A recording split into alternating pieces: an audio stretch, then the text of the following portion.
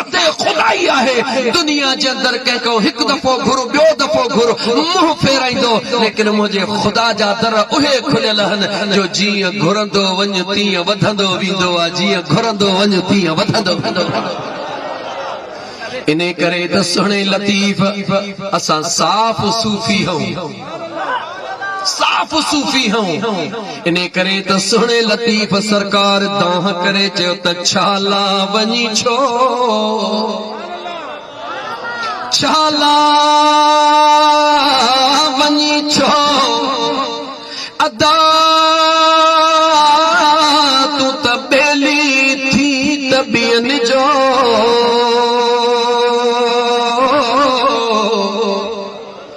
वठ जो कंज करीम रब जी जग जो वाली जो सुखियो हूंदो सो जंहिंजो इश्क अल्लाह सां। मुझे कामिल पीर जे करामत दे निहार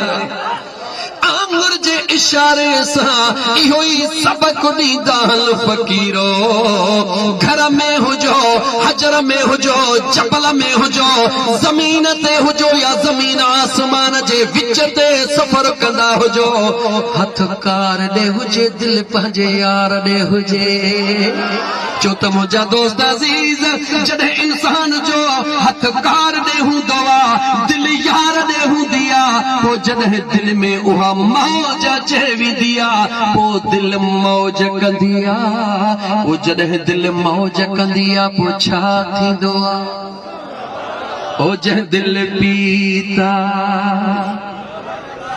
इश्क त जाम सा दिल मस्तो मस्त मुदामल जंहिं दिल पीता, जंहिं दिल पीता इश्क त जाम सा दिल मस्तो मस्त मुदामल जंहिं दिल पीता।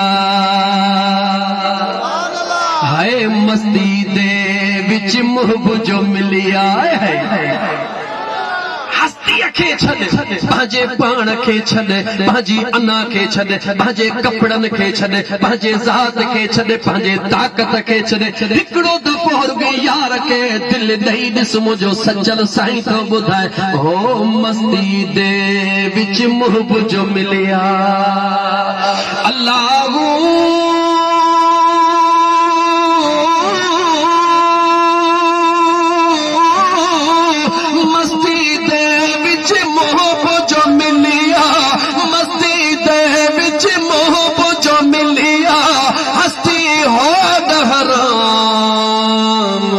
जंहिं दिल पीता इश्क त जाम सा दिल मस्तो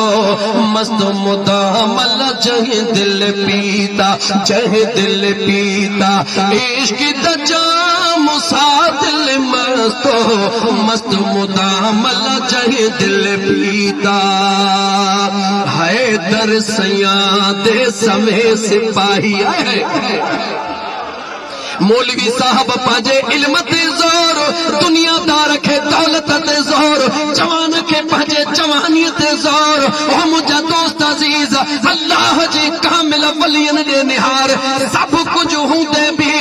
वरी बि पंहिंजे महबूब जे दर जी ग़ुलामी कीअं था ॾियनि, पंहिंजे शाइरीअ जे ज़रिए दुनिया ते पैगाम सचल साईं कीअं थो पहुचाए। चवे थो हैदर सयां दे समय सिपाही,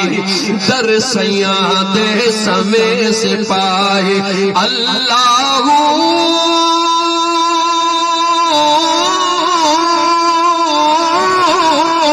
दर सयां दे समय सिपाही, दर सयां दे समय सिपाही सचल खास गुलाम। ओ जह दिल पीता इश्क त जाम सा दिल मस्तो मस्त मुदामल जंहिं दिल पीता, जह दिल पीता इश्क त जाम सा दिल मस्तो